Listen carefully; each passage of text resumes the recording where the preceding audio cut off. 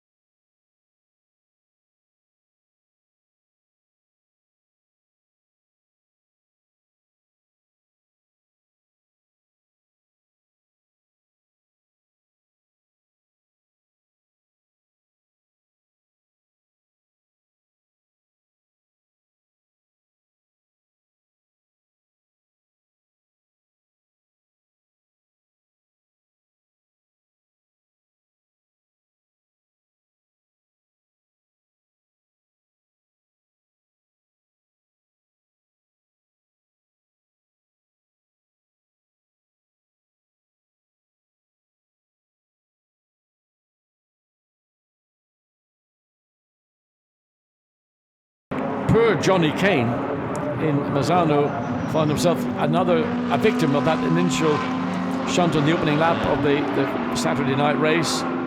So Johnny Kane in particular looking to get a free, clean weekend and avoid any contact.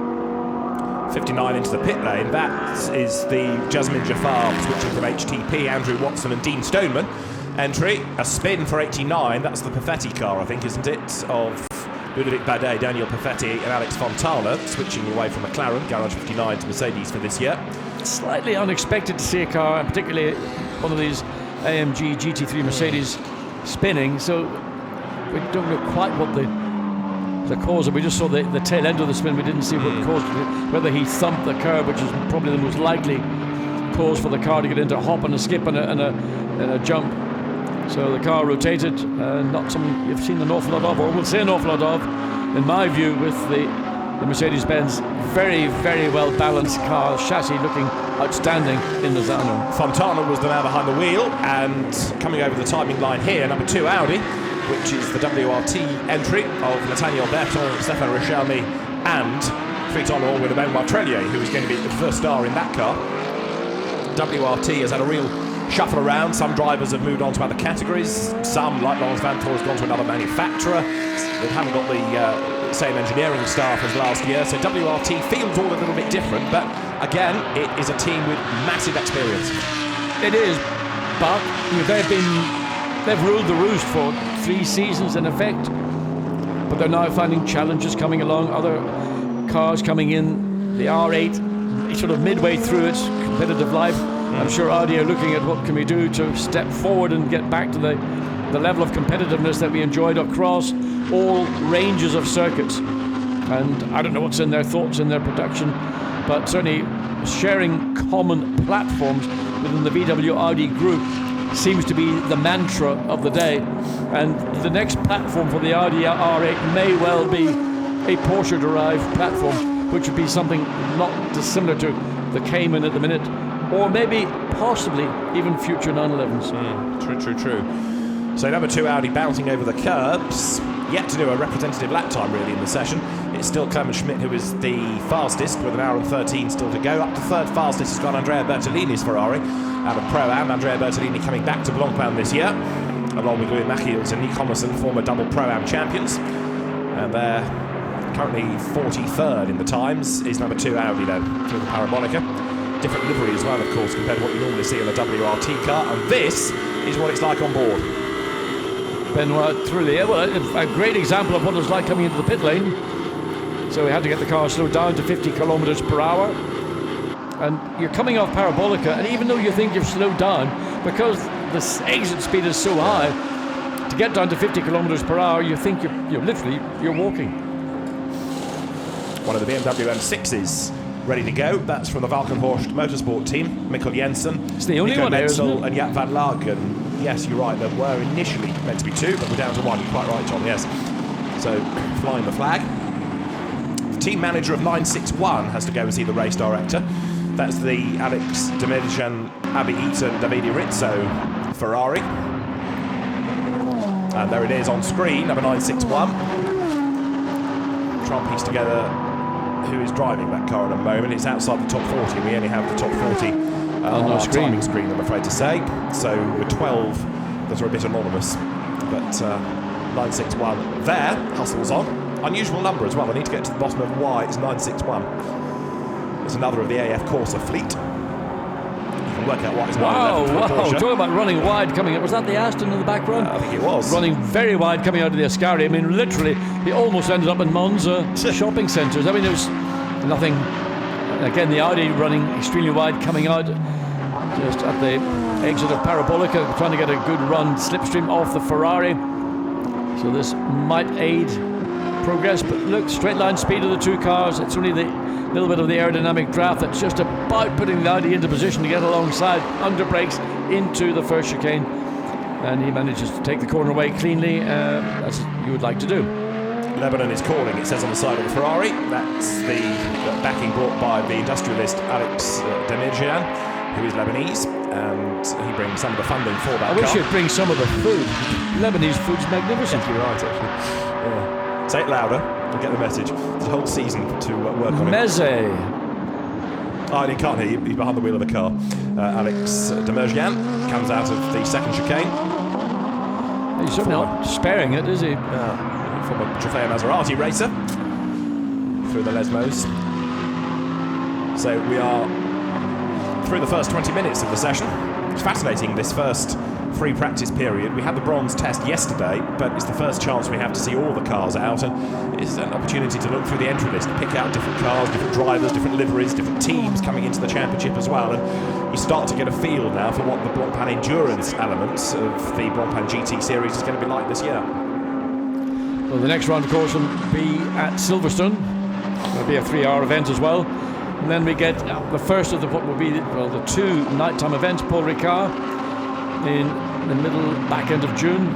Always a popular venue, very atmospheric event. And then the creme de la creme of endurance GT racing, Spa 24. Last weekend in July, traditional July date for the Spa 24 hours. As Alex de Mergian then heads up towards the timing line and will stay out for another lap. The line just ahead there is where the timing beam is, which he now breaks and therefore gets a lap time on the board. But for the AMs, then this is an important opportunity to get as much track time in as possible. The AM category down to just 4 this year. Pro-Am is strong and Pro very strong, but of course the amateur drivers now have an option, which is the Blancpain GT and Sports Club, 1 hour double headers, and some perhaps gravitating towards that, whether away from the pro competition. As you have another look at people leaving the pit lane, being careful not to cut the white line. Now, we've not really focused on HTP yet, but the HTP Motorsport squad has a whole fleet of cars as well, including 86, the American here, Mike Skeen, at the wheel, former NASCAR driver, and somebody that then moved into sports car and GT racing in the States, now coming to Europe for this season. It'll be fascinating to see how he gets on, actually. Well, it's a bit of a different discipline from racing NASCAR. Depends. There's so many divisions of NASCAR, whether it was actually the full-on NASCAR that we see on television, or the various divisions that even go down to truck racing in NASCAR, but in a very sophisticated contemporary GT car, a car that fundamentally is going to give him a very, very easy introduction to the 2017 Blancpain Endurance and Sprint Car Championship, and on a great racetrack. I mean, I come here every year. There's something about Monza, there's something about driving into the Royal Park, walking down the pit lane, looking at the old garaging that was used in certainly in my childhood memories in the 80s and late 70s, 80s, my childhood memories. Are you proud? Yeah. It's in colour now, John. It's great. You had a small off here, didn't you, 1 year? I did, but it was actually in the exit of Lesmo 2, when it was actually a proper corner. But that's another story for a period when you're under a safety car. Indeed. When I say small off, far from it. But happily John is here to tell the tale when we have a safety car or a full course yellow, which might be thrown in this session by Alain Adon, the race director, just to let the teams have a test of how the full course yellow procedure will work. And over the timing line booms number 31 Mercedes, Mike Skeen, learning about the circuit, learning about the car, learning about European race culture as well, really. So he's got quite a lot to take on board this weekend. Now there is 66 Lamborghini down towards the first chicane. That's the Attempto Racing entry of Giovanni Venturini, Marco Mappelli, who is a Lamborghini Junior, and Luca Filippi. So quick car. I was going to say 3 quick drivers, and that's going to be one to watch. Again, referring back to what we saw at Misano, that was the car for the sprint race on the Saturday evening. That was on pole position. It was surrounded by the Mercedes-Benz, but they got the car to work really well at Misano. Sadly, in the opening lap, they had a fuel pump problem. We never got to see its true pace, and then consequently, its starting position in the Sunday event was right at the back of the field, so we never... But again, the 66 Lamborghini, if they want to go with the kind of setup that they ran in Misano, this will be a very quick car. Of course, balance of performance is a movable feast, and there will have been changes from Misano, which was a sprint event, to Monza, which is an endurance event. So whether we actually see that level of performance from this car in qualifying, repeating what it did at Misano, well, we'll just have to wait until Sunday morning before we can get that answer. Another Lamborghini up the road as well, and behind is the Kaspersky Ferrari number 55 that we were looking at earlier when Marco Ciocci was behind the wheel of that car. So he's working his way through the traffic. Giovanni Venturini now comes through the Parabolica. He was in the 30s last lap through, 37th. So there's time to be found. So let's see what time the Ferrari, if it records the time or not. Not still on the front page. That's dropped a long way down, isn't it? And Venturini goes no quicker, 37. So 55 is now on a mission. Well, it needs to clear these cars as quickly as possible, because it's pointless running behind a car if you can't find a way past. Straight line performance amongst all the brands that are here are pretty much fairly similar. So let's go on board again with the 55 Ferrari, Marco Ciocci, and see if they can do anything a little bit more productive once they get some clear air. But look what's ahead of them. It's just wherever you look, there is the Ferrari coming out of the second chicane. So he's got probably about 4 seconds of a gap. And the wash from those cars ahead of him ought not to have a bearing. The car certainly, and a little bit of a bobble in the middle of the first of the two Lesmos. Here we're coming to the second Lesmo. Much slower corner. Still a big penalty if you get it wrong, but there's more runoff on the outside. And principally, the exit curb is a much flatter curb than it was back in 1947 or whenever it was when I went off at the second Lesmo. 1981. Indeed, yes. This is ingrained on people's minds, I think. Out of the Variante Ascari then comes Marco Ciocci. Whisper it, he's got clear road ahead of him for about 20 seconds, but as John pointed out earlier, there's a lot up the road. This might be the only clear lap he gets in this entire session, so he's got to get it. We're not seeing any greens, we're not seeing certainly any purples from the 55 Ferrari, so it's an up. And again, the same thing, just he turns in and it just feels unstable in the rear and compromises the commitment to getting on the throttle. In fact, he's coming into the pits, I think. Indeed he is. Yeah. So not a satisfactory lap, but an opportunity with a clear road ahead of him to have done something, and maybe didn't take best advantage of it. Interestingly, number 5, Dries van Thor, has gone fastest overall in the second sector, up to third position. So he's on his 11th lap. He's just done that time on his 10th lap. So Dries van Thor and WRT Audi up to third. Really the first time we've seen anybody improving significantly in the last 15 minutes. Yeah. So one improvement done, and potentially another improvement. As you say, he's got that absolute best in the middle sector. We haven't touched on Nissan yet, but the redoubtable Bob Neville and his merry men are here with 2 of the Nissan GTR Nismos, and there is the 23 Pro car, which will be, as normal, Alex Buncombe, joined by Lucas Ordonez and Katsumasa Chiyo, back Chiyo-san, who raced a couple of years ago with Alex to win the overall championship, and the Nissan over the timing line.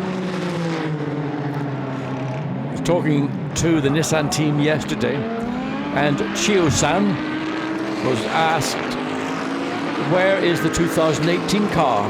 Ooh, cannot talk. It has run. Right. It's run at Fuji, and apparently it is more than significantly different to the car we're just looking at right now. So hopefully that car will be on the racetracks. It'll certainly be for the 2018 season. It might be seen shortly before, but it depends when the actual car is launched as a production car. But the updated whatever GTR from Nissan is going to be an entirely different beast to the one we're looking at right now. Because this seems to have been around forever, doesn't it? It has. I mean, it is in essence the true interpretation of a GT3 car. It doesn't have the engine buried, almost alongside the driver, because it is a front-engine car, and it is very much to the spirit. The engine's high, it's fairly forward. It doesn't have all the interpretation that the Bentley has, the Mercedes has, other front-engine cars. There's not really very many other front-engine cars. So there's Nissan, Bentley, and Mercedes. So they, in a sense, are slightly. There's the Bentley you can see just coming out of the Ascari. I mean, the way that the Bentley has been engineered by M Sport is just outstanding. The BMW is their 4th one, in fact. And if you look at the M6, I mean, literally, you look in the engine compartment of an M6, you wonder how or where is the engine. Really? It is so deep in the chassis. So that's, if you're going down the front engine route with your production car, you've got to have the ability to adapt it in the way that your competitors have done. And Nissan is the last of those manufacturers to have followed that BMW, Mercedes, Bentley route. One of the orange one Team Lazarus Lamborghinis cycling through a pit stop and then going into the garage. Oops. Almost. Little shunt. Yeah. Bit careless. Yeah. Yeah, you don't need to bang the wing end plate. It's just... oops, scusi. Well, it's unnecessary. Yeah. It's just unfortunate but unnecessary. Mind you, it's not very wide. The amount of space in the pit lane with 52 cars and garaging. So what's happened is the garages, which would normally, for a Grand Prix, have one team per 3 garages, has now got 3 teams almost per 1 garage. Yeah, it's pretty crowded down there. AF Corsa, with so many Ferraris, it's like a Ferrari dealership, but there's one of the Kettle Racing Ferraris from the AM class. Marco Zanettini, winner here last year, David Perel, the South African, and Jacques Dwyver, that we've seen in British GT in the past, but also in the Ferrari Challenge. Now coming into Blancpain. And that is a potential winner of the AM category, no question about it, the AM Cup. Opposition in the AM Cup from Rinaldi, Team HB Racing, and AF Corsa with 961 Ferrari that we saw earlier on. Lots of very strong contrasts in this early spring light. Just difficult sometimes to catch a car coming through the Ascari chicane. Some of the colours just blending into the background of the switch from left to right, then back to left. Oh, and again, just a little bit turning in on the brakes. Maybe a little bit too much front downforce on the car on braking, something that you can tune out relatively easily. But of course, everybody will be going thin and skinny on the rear wing to try and maximise their straight line speed, which is probably the dominant feature of this Monza Grand Prix circuit. 488 is from the Rinaldi Racing fleet. That is one of the few double driver entries. You've got a red flag, and there's the reason. Mercedes stopped coming out of the chicane. Let me just finish the point. Pierre Eret and Marino Mastronardi. And that's a big reason shunt, for a red flag. That's coming out of the Variante Ascari. Indeed, that's the reason why. Yeah. And is that a Lamborghini? A Barwell Lamborghini. It's like a Lamborghini backed into the... Yeah. It's run the curb, I suspect, coming out of the Ascari chicane. It's gone in forwards, hasn't it? Done front damage and then spun around. But the problem would have started on the exit. It's probably running that curb, and then it's just looped around. You can see bodywork literally all the way across the circuit. Everybody doing their best to avoid the charge. There's the 555 Ferrari, the 55 Ferrari, I think. Again, being very cautious. So... Indeed, a lot of damage. Front end right. Was that I think it's a Strachan McLaren. It can be McLaren. It's the 42 Nick Leventis, Craig Fleming, Lewis Williamson car that went off yesterday with, I think, Craig Fleming at the wheel very early on in the bronze test. I don't think it even did a lap time. I'll have to check. Well, but it went off right at the start of the bronze test. Didn't do a lap time yesterday evening either. A lot of damage to the right front and to the whole front assembly on the McLaren. Looking at Van Thor, the car that currently is third quickest. We don't have 42 in our top 40, so I can't tell you who was driving it. So their blushes for the moment are spared. And working around the front splitter on the number 5 Audi, whether they want to take downforce in, downforce out. But that was a heavy impact at the exit, at the quickest part of the, probably around about 100 miles an hour, maybe a little bit more. So if you catch the curb, and it can flick a car if you run it badly. I know from personal experience what can happen, and that's the outcome. You spin right across the racetrack, and okay, you're scrubbing speed all the time as you're spinning. Nonetheless, there's a barrier not far off the edge of the circuit, and if you make impact, there it is. He's been unfortunate in that he's missed the exit of the tire wall. You can see the tire wall ends. I think he's just clipped it, just caught the very end of it. So that tire barrier is going to have to be reassembled. So is that a black flag being waved as well? I think it's just a red flag in the shade. I'm not sure. I think it's a black flag. But we'll wait and see. Certainly the track is under a red flag. That means everybody's got to come back to the pits at literally a very, very slow pace indeed, especially up around the exit of Ascari.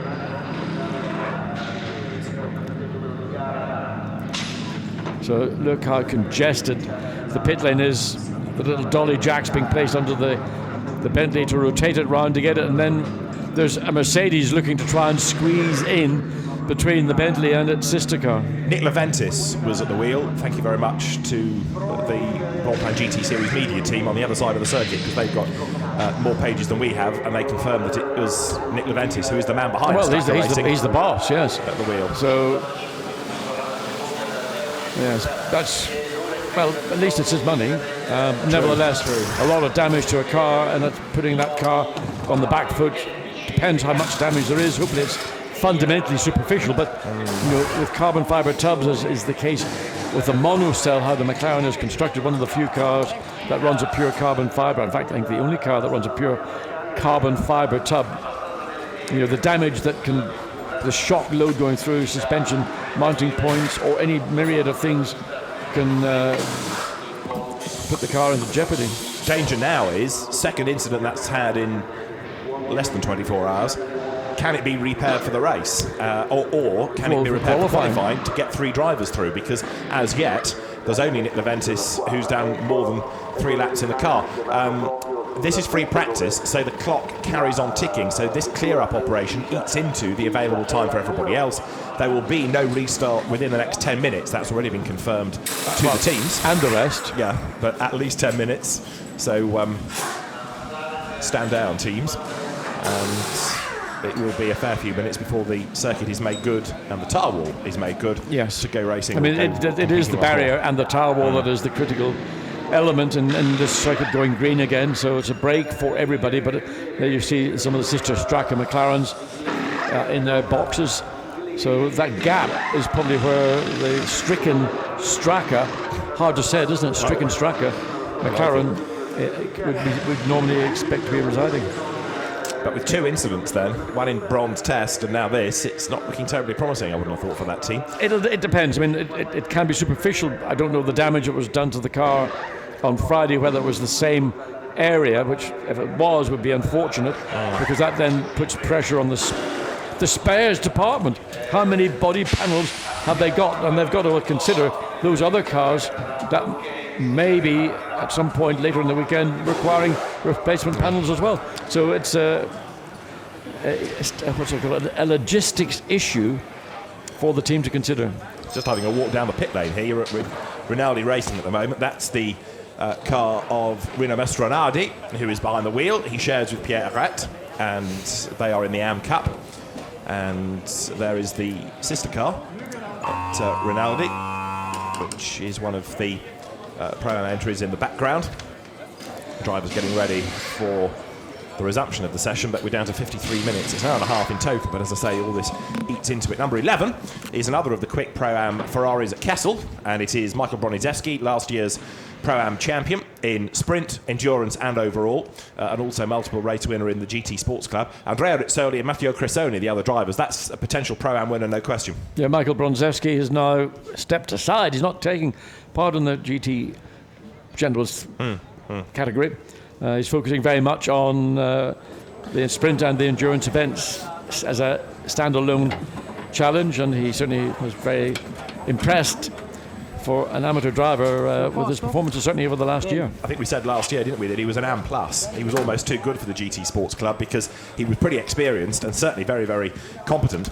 And when he was in that, he ran away with it. Looking at the rear camera they got a glimpse of, and somebody's trying to hide themselves against the tyres. Well, isn't that nice? Richard Attenborough's just about to give us a detailed description of what we are looking at. Is it a skink or David? Or David Attenborough? No, not David Attenborough. Now there's the McLaren being hoisted. What's left of it? And it's the bodywork, the radiators, the right front, and we can't see at the back of the car whether there's any further damage. Happy days. Hey. It's exactly, thank you. All smiles? Well, that's what motorsport should be all about. Comradeship. That's down at Kessel, isn't it? Yeah. Ronnie Kessel's team. And there's the other car that stopped, number 15 Mercedes. We never really saw what happened to it. It was going slowly, and then it kind of expired, didn't it? The Dory Traponic, Scott Hecker, Brett Sandberg car. 3 more Americans coming to Racing Europe this year with Sean Paul Breslin's Black Falcon team, the Brit, but his German-based team that specialised for a number of years in VLN. and won the Nürburgring 24 Hours last year, and now has moved, as it has done for a number of seasons, into this very large Blancpain entry in addition. Camera phone at the ready. And there in the pit lane, that's just a snapshot of the entry, and you see how sardines-like it is. Everyone crammed into the pit lane, 52 cars to get into the pits. And don't forget, of course, that you've got refuelling to worry about. There will be, for this year, yet again, the Delta time pit stop, that you can't have the pit stop between. It's got to be under or over. Yeah. And the pit stop time, based on the information yesterday, 65 to 90 seconds. Some rather concerned faces down at Straka. Yes, it's a poor start to the weekend for them. Nick Leventis, who came via historic racing, his father Harry Leventis, with a gorgeous fleet of cars. He did some club racing and then gradually stepped up through British GT into prototypes, but turning his back on WEC and coming with this McLaren effort into GTs this year. Very much shepherded through those days. Danny Watts was somebody who contributed a great deal to his development as a not just an entrant, but as a competent driver, but getting caught. The McLaren is a great car, but it's edgy. Yeah. Even though the refinements, you can see the different. Well, if you compared this car to the original MP412C, which came out 4 years ago, so this is the 650S, and aerodynamically it's totally different, but it's still fundamentally an edgy car. And if you maybe haven't got a lot of front end damage there, hopefully none of that is structural. It's hard to tell, but he's wiped out pretty much the entire front, beyond the front bulkhead. So it's a car that needs a relatively high level of skill and ability to extract its full potential. As I can remember you and I standing here talking about the very wet Monza race, where all those MP412Cs in lots of AM hands raced, because it was a popular car and everyone thought that's the one to get, and how in those conditions it really was a very nervous car. And I think you said during the race it wasn't for the AMs, it was a pro driver's car. It wasn't one for the AM. Essentially, it's a car that a pro driver with that little bit more expertise and experience will get the most out of. I mean, you can retune the car, but if you want to maximise the car's potential, you've got to go down that sort of edgy direction. Whereas something like the Bentley we're looking at now, Stephen Kane just standing looking into the cockpit, it's a much more, I would say, gentle car, and I describe it as being very light on its feet for a physically large car. It's got a great chassis. It appears to help the drivers, rather than maybe in the case of the McLaren, the driver's got to be clearly on top of the car to extract its full potential.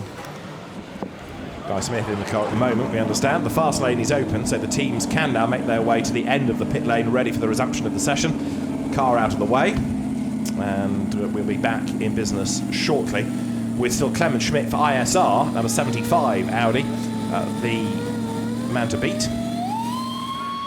A horrible noise down at Bentley. It sounds like somebody's at the dentist, but shortly we'll get the cars back out on track. Well, Bentley had, they had to do a lot of work on that Suchek number 8 car after the damage was it suffered in the incident on the opening lap of the sprint race on Saturday night.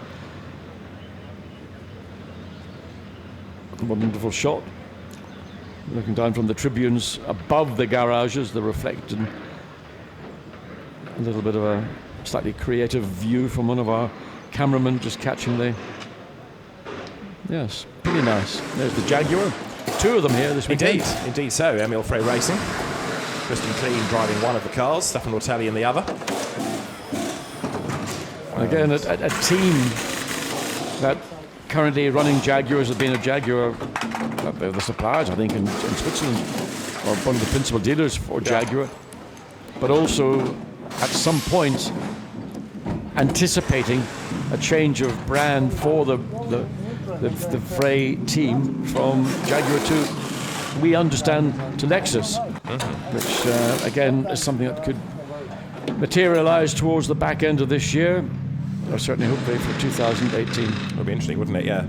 The Emile Frey Group is a huge car dealership, a bit like a sort of Swiss version of JCT 600 as an example, if you're familiar with the British company. Is that one of your mates? Well, there's a link, because Sam Tordoff, who's the heir to it, is on the grid. Curious that, hey. Is that who you're going to buy your Cayman from? But Lorenz Frey, grandson of Emil, is one of the quick drivers. And yes, they have an awful lot of different brands that they sell. Lexus will be amongst them. But it's a shame, isn't it, in a way, that now they've got two of the cars and more data and they finally cracked the Jaguar, it's more competitive, they're thinking about moving on to another brand. Well, I think part of the problem is that the Jaguar is probably coming to the end of its homologation. So there isn't any alternative Jaguar product, and certainly there is no factory program behind whatever the current Jaguar brand or models would be to take that forward. So if you can get a manufacturer to develop the product, as would be the case of Lexus, then you become, look at the damage there, that is... I'm not encouraged by this. That is horrible. I think the chassis leg on the left side looks like it's further back than that on the right side, so I think you can see the damage. That was a big hit. It's gone in hard, hasn't it? That has gone in very, very hard indeed. I mean, Nick Leventis will feel that on his shoulder. A bit of damage is pointing out in the right rear as well. That might be legacy of what happened yesterday. We can't tell, but certainly that's a big hit to the front of that car, and it'll be interesting to see what the team determine is the solution, whether to try and repair it again or you cut and run with it and say that we're going to withdraw this car. We'll keep you posted. We'll have a good look at it first. They've got a fair chunk of time before pre-qualifying this evening, but qualifying tomorrow morning perhaps will be the realistic target now. I mean, just eyeballing it from the commentary booth, that looks to me the best way to solve that car's problem is to put a brand new monocell, the carbon fibre tub, build up a new car around it, but I'm not sure that's something that A, would be permitted, and secondly, I don't know how long it would take to do. It'd probably take a lot longer than the time available. Yeah, they've got just over 4 hours for qualifying. Before pre-qualifying. Yeah, you just see those two big aluminium legs, which form the front part of the crash structure. Which the question is have they been shunted back? But that is, that's a mess. That is just a mess. On a positive note, we saw Nick Leventis out of the car walking away. As you say, he'll be a bit sore, but he's out okay. So, we're back in business then. We've just nudged past the halfway point of this free practice period. And Clement Schmidt's time remains the fastest, 1:47.858 from Christopher Haase. And then third fastest, number 5 Audi, that's had a driver change. And has now got Marcel Fassler into the car. Another Le Mans winner. In the car that he shares with Will Stevens, ex-Grand Prix racer, and Dries Vanthoor, who was doing great things earlier on.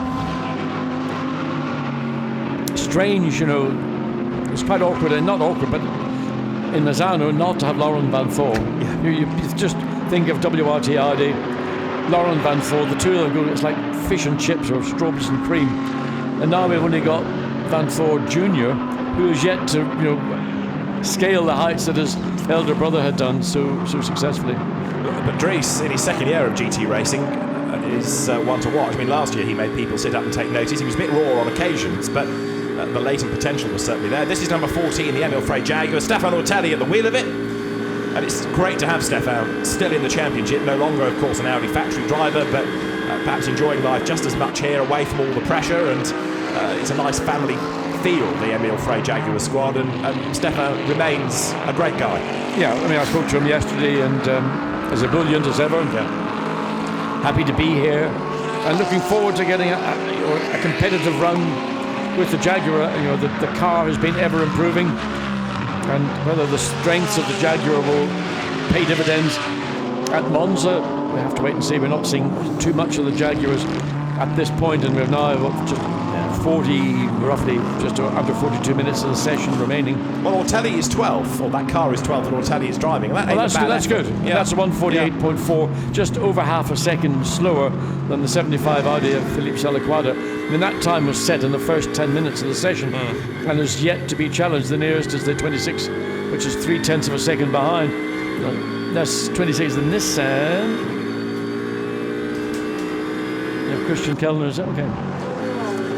But on board of the Emil Frey Jaguar, trying to position himself, get up the inside past the Am Ferrari, and into the Scari, run the curb, and the inside run the curb again, and then it's here that the McLaren look for the skid marks to see where, there you can see them just where the car speared off very quickly, no doubt, to the left, and that's why the red flag. But down into Parabolica, big run, second pick as part of the racetrack effectively. It's an early apex, let the car run wide as we run behind the M6 BMW. The only BMW this weekend at Monza. So what will this car, number 14, can it improve Stefano Telli? It's doubtful on this lap. No, he doesn't. 151. Long straight, isn't it? Yeah. Goes on forever. Still not at the chicane, still not at the chicane, still not at the chicane, now at the chicane. Closing right up to the traffic as well.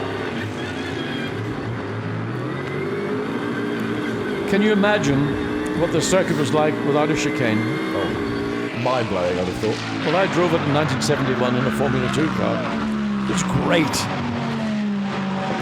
It was great, and there was no chicane at the Ascari either. So you could slipstream, you could that was all slipstream. 2, 3, 4 Monza wide. junior formulas, or anything, was all about slipstreaming.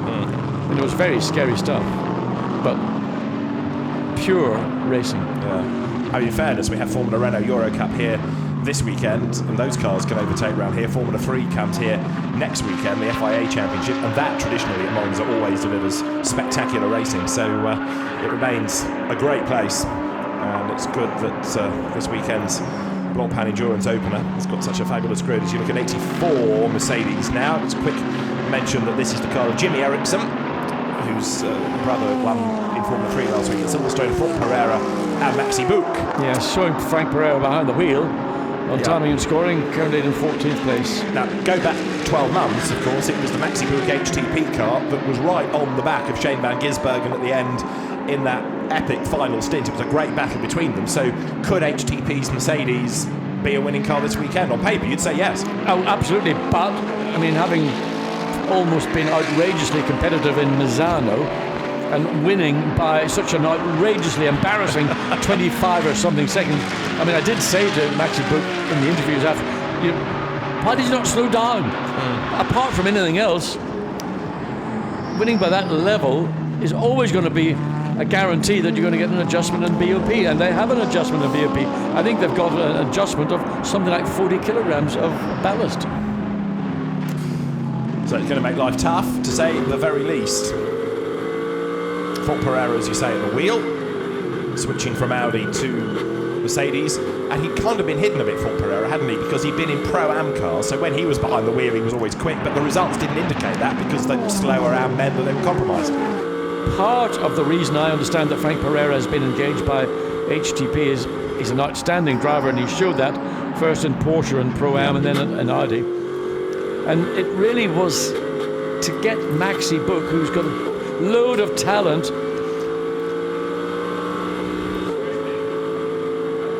So the idea of having Frank Pereira in the car was to make sure that Maxi doesn't get too comfortable. Okay. So they felt that maybe compared to some other competitors or teammates that he has had,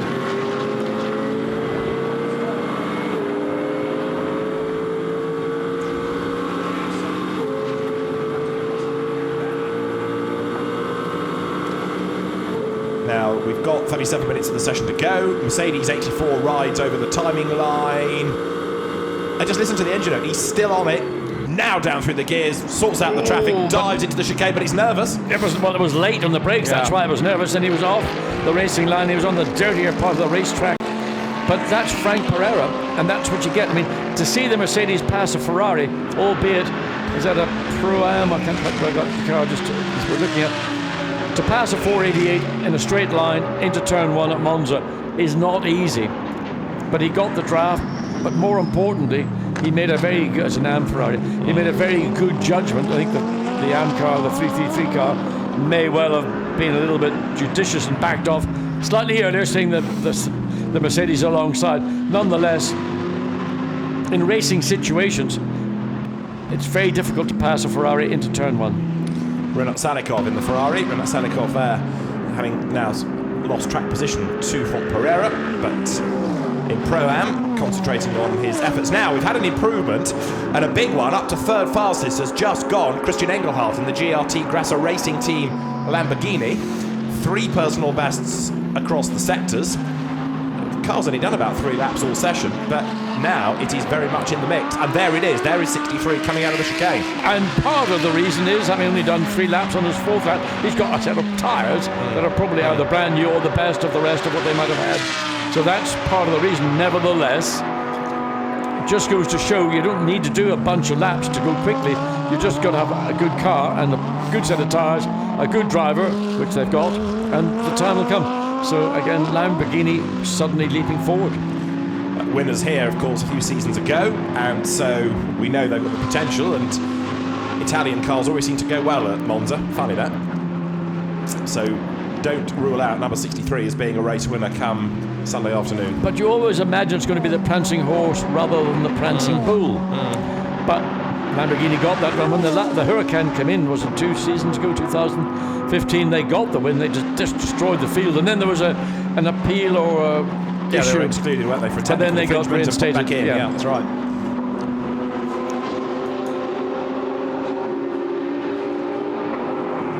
So heading down towards the Parabolica. Engelhardt shown as the driver and improving last time through. Yeah, certainly on this lap in his first sector time and a personal best. Nothing. Well, it's still a very strong run in the second sector. Wait to see how he will exit coming out of Parabolica.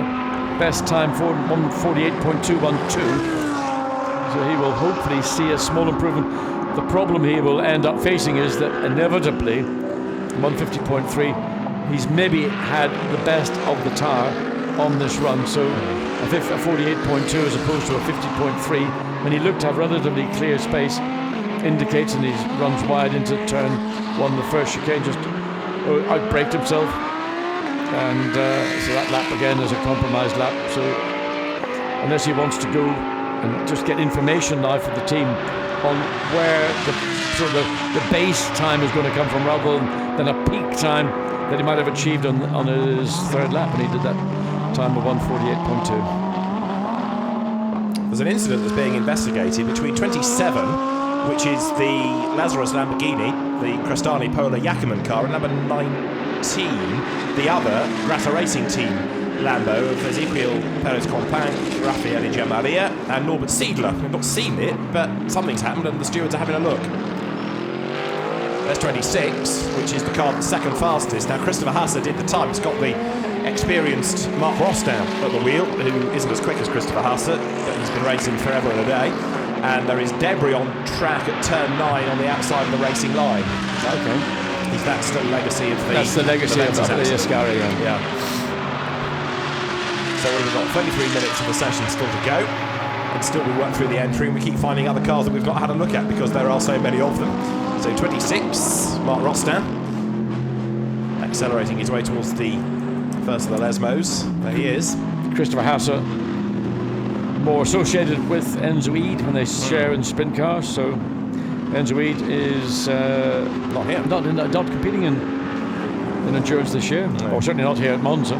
Yeah, but he concentrated more on sprint last year, didn't he? And won that title. But part of the, we've explained all this, I think, last year, but the partnership with Christopher Hasse and Enzo Eid, because there's an average weight across each car. So Christopher Hasse is much lighter than Enzo Eid, and that was seen within the WRT setup anyway, to give Hasse amongst the Audi drivers slight advantage, but it's probably only a tenth or two of a second, but nonetheless it's better to have it on your side than not. 53, Nick Homerson back in Blancpain, double Pro-Am champion going back to the early days of what was then the Blancpain Endurance Series. He's got Louis Machiels with him again, regular partner, and Andrea Bertolini, who for so many years was part of Michael Bartel's Maserati squad in FIA GT and FIA GT1 World Championship, and then in the AF Corsa Ferraris. Andrea Bertolini, hugely experienced driver, and a factory employee. Yeah, indeed so. The central con. Again, we're seeing the 458s coming into Parabolica. We've seen about 3 of them now. Just at the point they're about to commit to that entry into the Parabolica, the car just looks unstable and having to turn away. So slightly strange, but it's been consistent over the range of different entrants of the Ferrari so far. Somebody else that's going to face the stewards is 53. This car, the Homerson Machiels Bertolini entry, for a pit speed violation.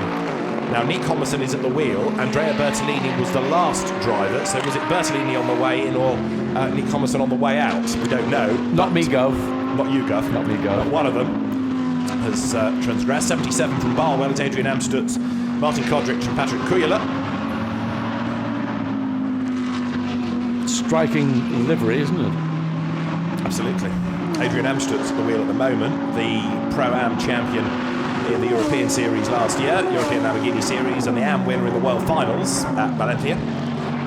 And Mark Lemmer's Barwell squad thinking they've got a very good driver combination here, and I reckon they are right, because Patrick Kujala, we've seen since he came into Lamborghini racing 2 seasons ago, has been a real star. Oh, absolutely, and he won race, or has won races after races. Absolutely. So this is a car that in the Pro-Am category is one that Mark Lemmer was, I shouldn't say smug about, but he was very happy indeed with the talent he's got behind the wheel. I mean, in many ways, Patrick Kujala, he's got to be close to being a gold. He's getting there, isn't he? Yeah. I mean, how long will it be before he gets up to the gold status? What's holding him back to a degree is that because he spent most of last season in championships as a Pro-Am entrant, the overall results haven't come, not because of him, but because of the co-drivers. And therefore, we know he in isolation is quick, but his CV doesn't say win. No, and that's the judgment. That's the criteria. He's a very, very good fit, isn't he? And Adrian Amstutz, in fairness, the Swiss industrialist, I mean, he is not slow either, very experienced Lamborghini racer, but it's a new discipline doing 3 hours, 6 hours, 24 hours compared to 50 minutes of Lamborghini one-make racing. Well, that Lamborghini Super Trofeo Championship, again, is a mega competitive championship. Yes. And again, it's all about pace and qualifying, getting yourself up to the front of the grid and then being able to control the race from there. 488 is the Mastronardi Eret car. Both of them very experienced. Pierre Eret, who's raced going back to the days of FIA GT3. Renaud Mastronardi, who's been racing since the late 90s, had a few years away to build up the business and then came back, but he's raced in Europe, raced in the States, he's raced touring cars, single-seater, sports cars, you name it, inveterate enthusiast, and he will be the gun in that car. So, Mastronardi, bronze driver because of his age, and Pierre Eret, great enthusiast as well. So it's still the 75 Audi now with Philippe Salaquadra at the wheel. It's got the top time set by Clemens Schmidt earlier on, but again, how much do you read into the times in a session like this, where you're cycling drivers through, where you're perhaps using old tyres anyway? It's hard to get a real handle on it. It's more about doing your homework, and then later this afternoon, then you'll see maybe more teams looking at what is possible. But the trouble is, when they run this afternoon, it's the back end of the afternoon, the sun, such as it is, will be beginning to fall away, the temperatures will be beginning to fall away. And then you go into qualifying on Sunday morning, it was at 9 o'clock local time, when it will be decidedly cooler than it is now, and you'll get again different response, reaction. The air density might be different, as we look at the Aston Martin making its way through the first chicane. Again, a slightly different livery to previous years. And it's amazing just how much the livery can affect how you identify. Yes. I mean, just seeing the Nissan, we had it on screen a little earlier, with now very much the front of the car in red, maybe in response to the Mutel sponsorship on the car. You think, well, is that a Nissan or not, until you get the full side-on view. Yes, going back a few years, there was the James Ramsey team, wasn't there, with the grey Nissans as well, that Stephen Kane was part of the driving force of. But now it's just down to Bob Neville's team. There's the TF Sport Run Aston Martin. Arman Al-Harthi now put into the car. The Omani driver, ex-Formula Renault racer, Carrera Cup GB racer, and now a different team operating, the Oman Racing Team entering this year, TF Sport. Tom Ferrier's squad operating it. Up the hill and into the Ascari chicane. Proper chicane. I wish all chicanes followed this example, because it's the exit speed that really makes it so exciting. Reasonably good entry speed, change of direction. It's a long chicane. It's not one of these stop, turn, get on the throttle. It flows, doesn't it? It flows. It's a very, very, I think, exciting. You really see a race car because you can get relatively close to the circuit, see it working, and you don't get to see that as much as I'd like to see on many circuits around the world. So Ahmed Al-Harthi over the timing line, and you can't expect him necessarily to be as quick as Johnny Adam, who is the Aston Martin factory driver, but he will give a good account of himself, that's for sure. They're in Pro-Am. We've got 25 minutes on the clock. Looking at the yellow Mercedes that was towed back in the red flag, back out and running. Yep. I dare you suggest it ran out of fuel, but I think it's very unlikely. Stranger things have happened, As we look at the Porsche coming down, and the 991 version of the GT3. Jürgen Haring.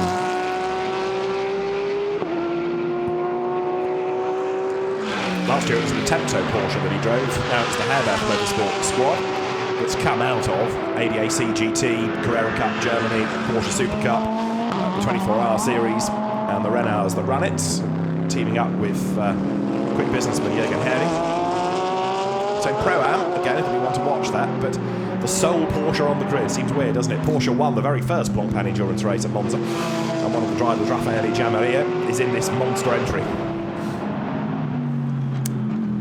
I mean, I think manufacturers are in different phases of a production run of a model, and this is sort of no longer what the future for Porsche in international GT racing, as opposed to their one-make championships where they have all over the world.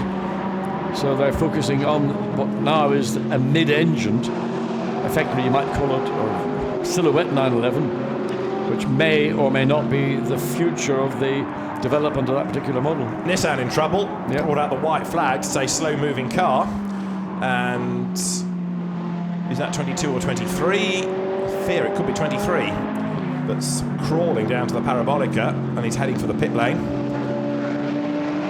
So the Porsche through, and the Nissan will limp into the Parabolica. But the problem is he's trying to get offline, keep out of people's way. Then he's got to cut across the track to get into the pit lane, which is not very easy to do. No, it's not. And obviously, if you stay wide at the sort of what I'd call the apex of Parabolica, then when do you make the cut? Well, there we see. In fact, he's probably just hogged the whole inside line through the corner, which is probably the best option available in reality.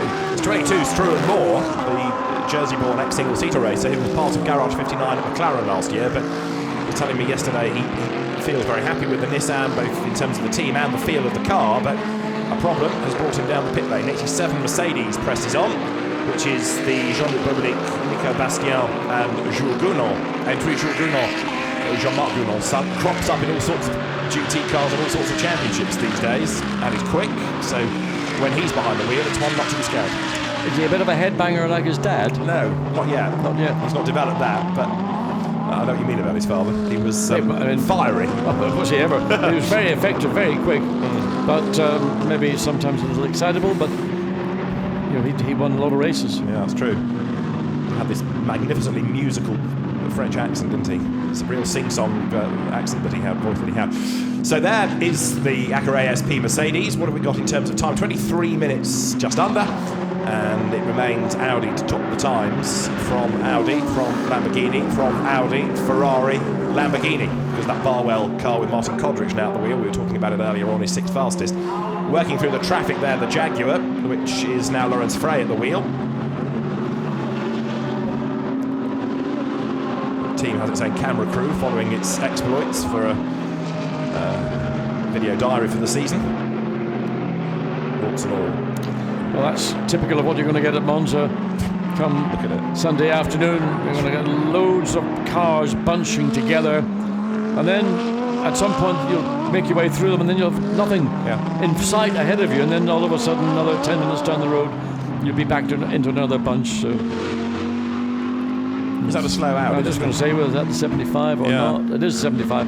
That's the car that still has been quickest. It's been quickest since the session got underway, and remains in that position, 147.8. The only car that's actually broken into the 147s so far, with just over 20 minutes of this 90-minute session, with a slight delay for a red flag to return the McLaren to the Straka garage. So Philip Salaquadra at the wheel. Did he back out to try and let the traffic go? Or has he got a problem? He's carrying on anyway. He looks like he's picked up pace.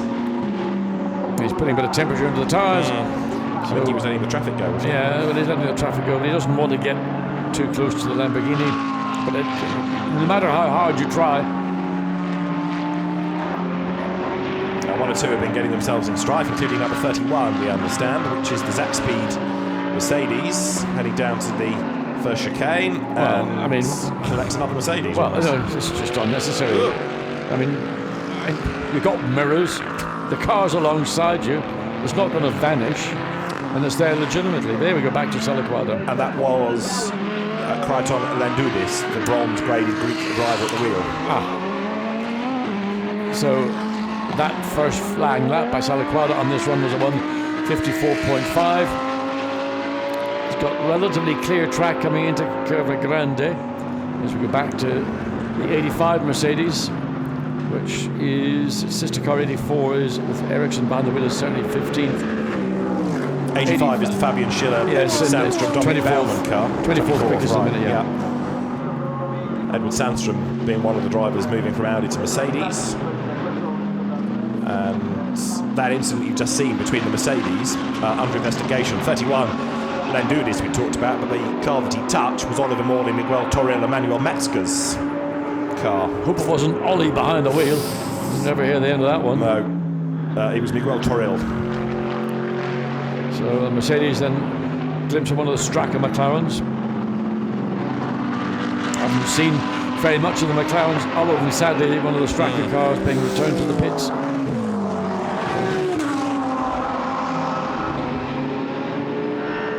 Yeah, McLaren really not looking anywhere near as strong at this stage of the weekend, at least, compared to last year, but let's wait and see what happens in pre-qualifying and then qualifying tomorrow morning. The weather forecast is meant to be as it is today for tomorrow as well, in other words, dry and hot and sunny. I'm assuming there's something on in America in the Pirelli Challenge or something, because Alvaro Parent normally would be in one of these Straka cars, is not here.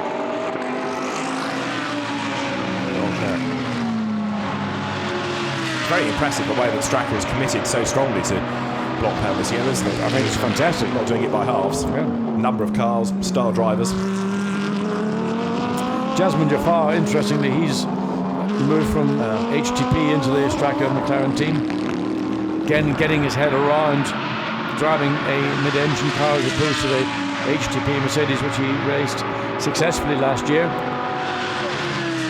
So I suspect Straka just simply cycling all their drivers through to get the requisite number of laps in. The last lap of the 75 car was an improvement, but still, well, 1.5 seconds away from the time it recorded. That was on its 17th lap.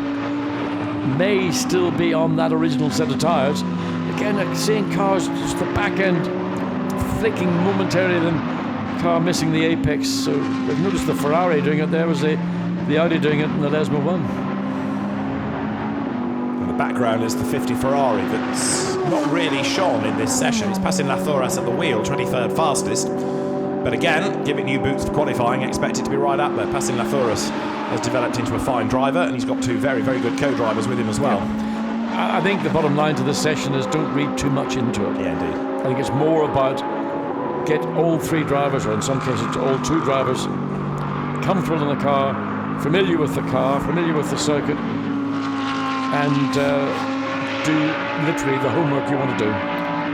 And in theory, keep out of trouble, but that's easier said than done, as we've seen, because we've had a few cars with dramas, whether it's been mechanical or that big damage for poor Nick Levantis.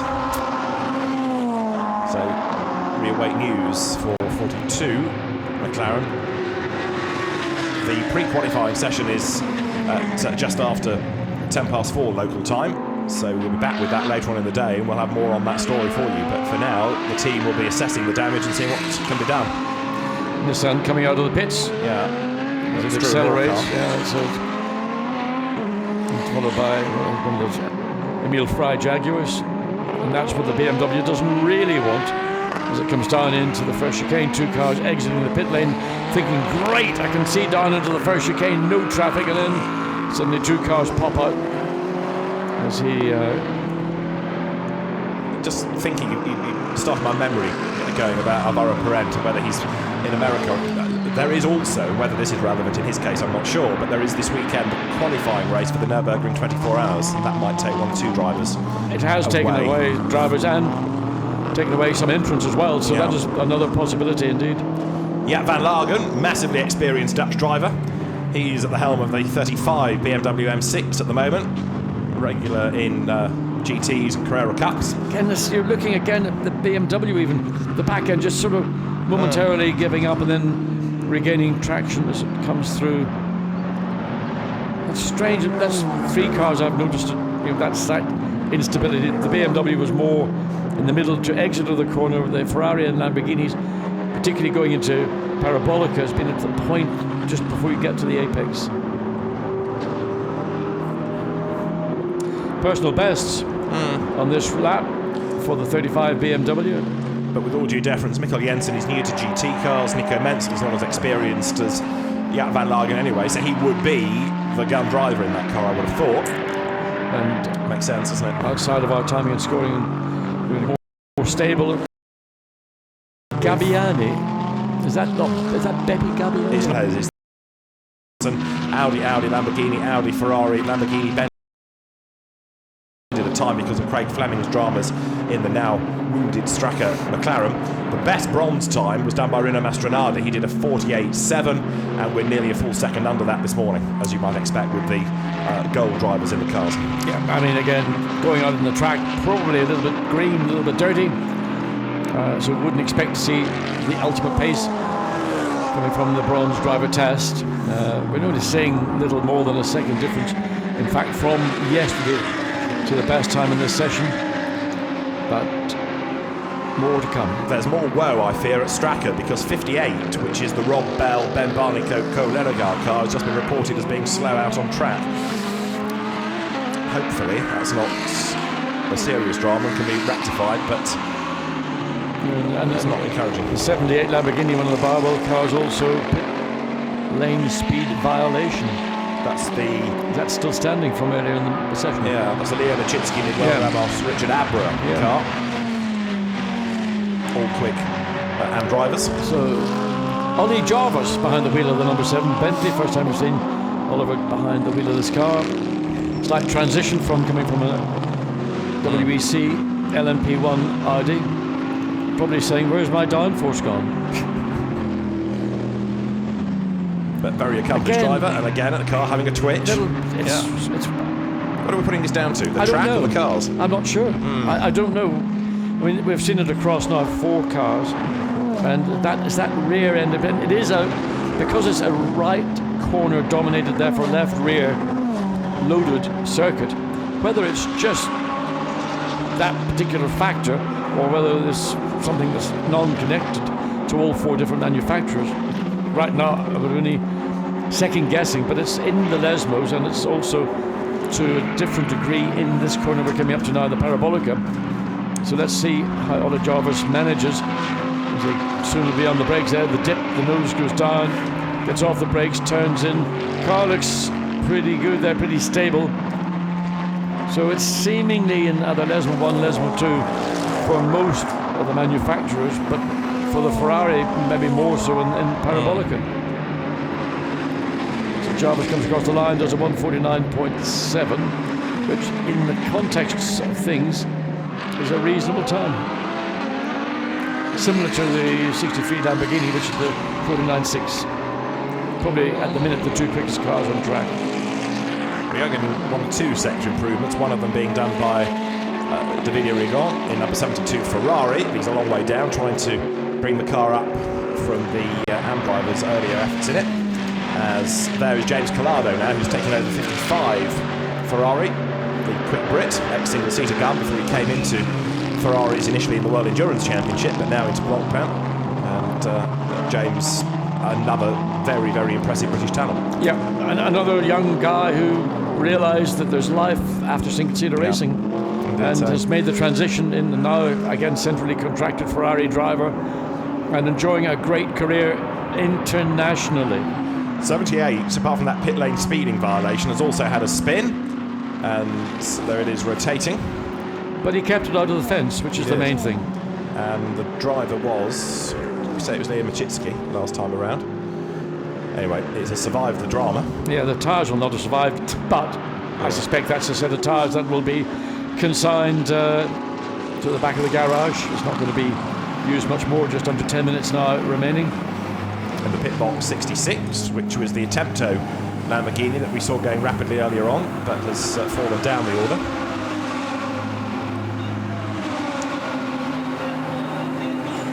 Just under 9 minutes of the session still to go now. The teams, if they need to do anything other than basic, well, in fact, even driver changes, it's actually easier to push the car back into the section of these large garages at Monza to carry out the work. There is just not enough room, and it would be, if nothing else, dangerous. As we look down to the top times, Audi, I have to say, I don't know whether Audi thought they would be top 2 times in this session. Mercedes further down, no doubt following on from Misano, where there has been a adjustment in the balance of performance. And from 9th down to 16th, Jaguar 114 in 16th position. Then you see that those 3 Mercedes, 9th, 10th, 11th. So out of the chicane, make the run down into the 2 Mercedes coming through. Curva Grande absolutely flat out, and one of those corners that goes on and on and on, but the faster you go, the higher the level of downforce. Keeps the car in contact with the tarmac. Then the big break down to this Variante Roggio.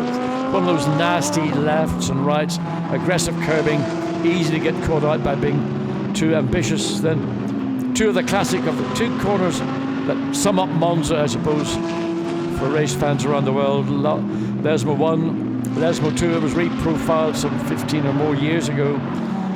Much tighter corner than it used to be. It was a wonderful corner, but very little runoff on the outside, so that was the reason why it was reprofiled, to make it safer for everybody who would be competing. Then the run up into the Variante Ascari, this 3-part chicane named after the great Italian world champion Alberto Ascari, sadly, who lost his life when the exit was in a private test, driving, I believe, it was a Ferrari 750 Monza. Car ended up rolling. No one ever to this day can say precisely what was the cause of the accident, but the loss of one of Italy's greatest Grand Prix drivers. Illustrating the point about the place being so steeped in history. As over the timing line goes Paul Stevens, number 5 Audi. Well, somebody else discovering life after single-seaters. He was busy last year with GT and LMP2 cars, and back for another season of GT racing. He's one of the many drivers on this grid who's also taking part in the new Blancpain GT Asia series. He was at Sepang a couple of weeks ago and got a podium finish. There's 961, which is the Alex Demergian, Abby Eaton, Davide Rizzo Ferrari. Davide Rizzo, winner of the second round of Blancpain GT Asia. Going up now through the Curva Grande, that car, and the clock ticking on down to the last 6 minutes. Davide Rizzo then installed in a car that runs in the AM Cup. With a very experienced driver is Davide. He's perhaps not as rapid as others of the comparable experience, but he has a huge amount of mileage under his belt. Yeah, he's certainly got a good sense of where to place the car, coming down into the Variante Roggio, using all the racetrack on the entry, and you can see, just watching the body language of this car, that the driver behind the wheel has an idea of what he's doing. Just up the road, the gold Lamborghini number 60, the Raton racing car. Now, Raton, a team that had great success in the Lamborghini Super Trofeo last year. There it is, and that is the car of Stefano Costantini, Andrea Amici and Dennis Lind, who was last year's Lamborghini Super Trofeo champion, the cousin of Kevin Magnussen, nephew of Jan Magnussen, and Dennis Lind now moving up into Blancpain Endurance, and he will be one to watch along with Andrea Amici, who's another former champion in Lamborghini Super Trofeo. Slightly unusual graphics, the way the car's been, the gold in the head-on shot, it sort of blends in with the colour of tarmac. It's strange, isn't it? Quite difficult to see it. When you see it in the paddock, it looks stunning. And I reckon you'll see quite a lot of it during the course of the race because it's got good drivers, that. Stefano Costantini is perhaps not as quick as the others, but you're only talking the odd 10th. So as Rasson develops into an endurance team rather than sprint racing, we'll want to watch. 4 minutes on the clock. Fascinating morning, looking at the different cars, different teams, different drivers. Interesting, car 50 past them Nathoris, spun at turn 7. You didn't see that. Oh, right, okay. Saw it on the screen, timing and scoring, but there's one that sort of managed to happen without being spotted. Sneak through. And that's one of the cars that we would think, looking at the driver lineup, there's got to be a potential. You've got to put it in your top 10, assuming that Alessandro Pierguidi would be doing, or David Rigno would be doing the qualifying. Yeah, passing Lathoris, Alessandro Pierguidi and Michele Rugolo, all decent drivers. Yeah, Rugolo. Yeah. But again, we factor in new tyres, and of course when you get to qualifying as well, you leave your best driver in until the final element when the fuel load is lighter. You don't know what people are doing, not just in terms of tyres, but fuel loads here. There's all of these different things different teams will try.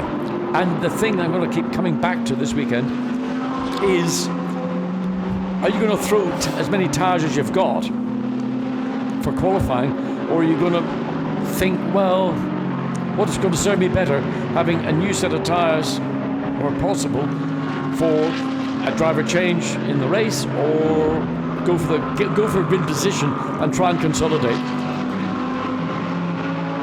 I think it's going to be a tough question. I suspect most people will think about getting grid position and consolidating rather than hanging back and then trying to work your way through the field. In which case, you just put them on for Q3, don't you, where the car is lighter and you've got your faster driver in, and go from there. Number 19 is going to venture back out, Norbert Siedler, but he'll only really get a lap in because we're almost at the flag now. It's one of the GLT Grasser Racing Team cars. Got to be Grasser's team that's champion Lamborghini, really. It used to be Reiter, didn't it? Hans Reiter's team, but Grasser came along, won that first race for Lamborghini in the championship here at Monza, and has been the go-to team. Yes, they have. And the Reiter team, actually, they've still ran a Gallardo in Misano, and they run Gallardos in the gentleman's series as well, so they're still fully involved. But in terms of the Huracan, it's the Grasser team that have really moved on with the development, and of course within Lamborghini themselves, the Lamborghini Trofeo and the versions, the GT3 version of the Trofeo, you're proving very successful both in terms of Pro-Am and Am teams.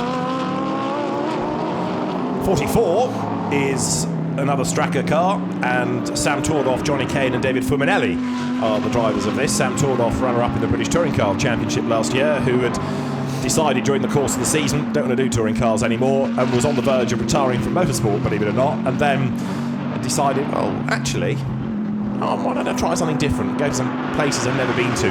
He's never raced at Monza before, he's never raced at Paul Ricard, never been to Spa, never been to it, never mind raced.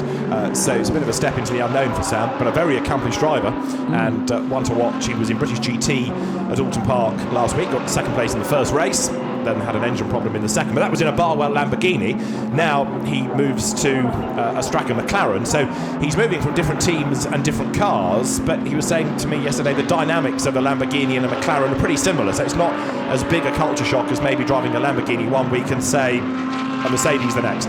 Or a 1 Series BMW, which he was using in his touring car. Right, yes, it's interesting that he's saying there's not a big dynamic difference between the McLaren and the Lamborghini. I would have said there would have been, because I would have assumed that, we know the McLaren is potentially the quickest car out there. It's the BOP that keeps it in check, whereas the Lamborghini would appear to be slightly more compliant for all sort of ranges of drivers, whether it's Pro or Pro-Am or Am. But the McLaren, I feel, is much more of a Pro car than one that would be certainly an Am car. Brett Sandberg in the Mercedes that we saw stranded earlier on, but now that's up and running, and the flag is out, so we've got to the end of this free practice period. We'll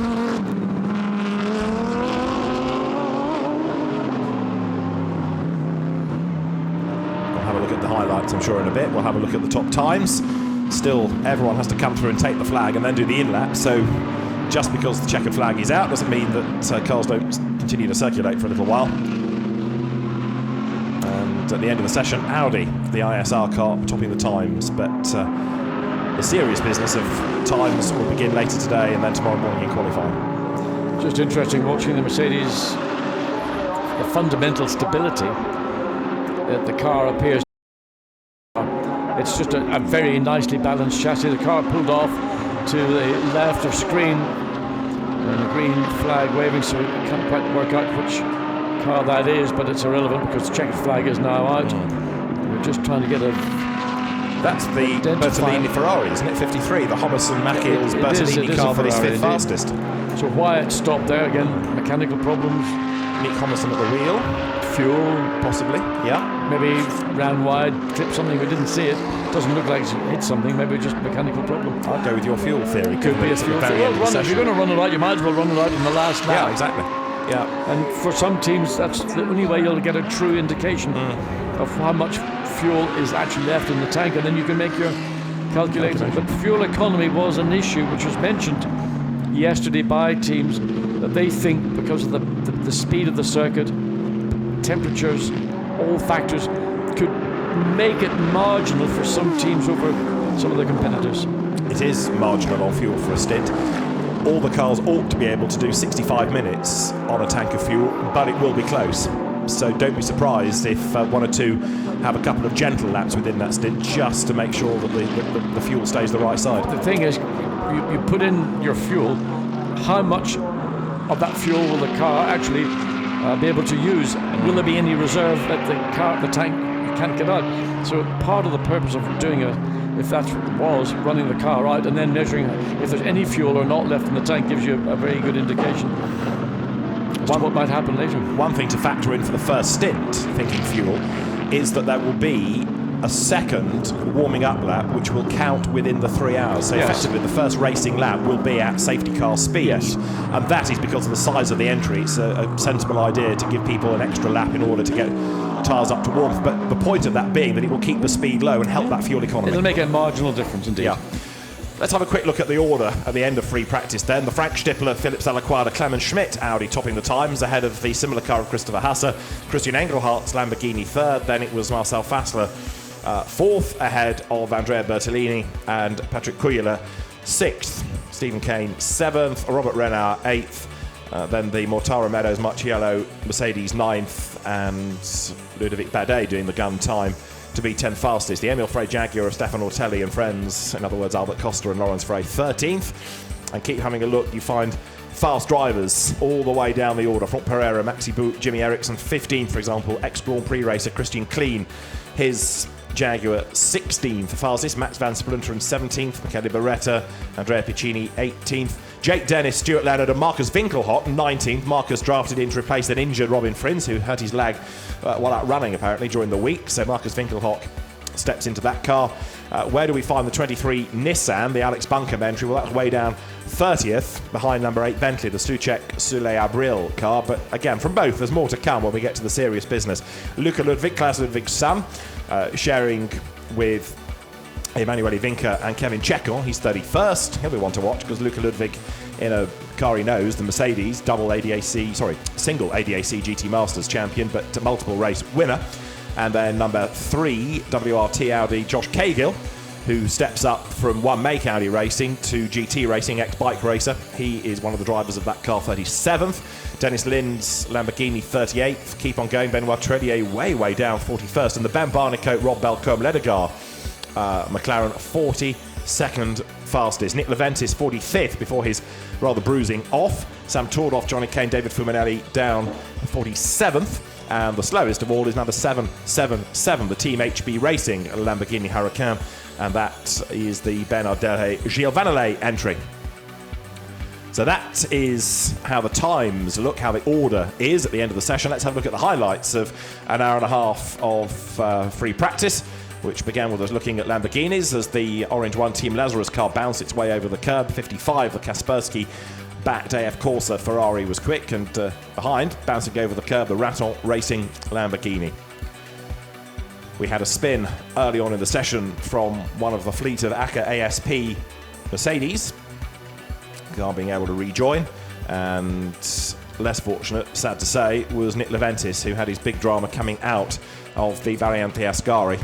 But when the road was clear, people were able to do decent lap times, including Ludovic Badet, Daniele Perfetti and Alex Fontana's Mercedes. You saw Fontana having been the spinner, but that big damage to Nick Leventis' car gives them a real headache in terms of the repair work before pre-qualifying later on. Drivers riding the curbs where they needed to make their run through the 90 minutes of the session. So now the teams will go away and look at the data. Drivers will discuss what the cars are doing, and then they will get set for pre-qualifying, which will begin just after 4 local time. We'll be back with that and an opportunity to see perhaps more comparable or representative lap times in pre-qualifying. For now, though, from John Watson and David Addison, it's goodbye. We'll see you later this afternoon.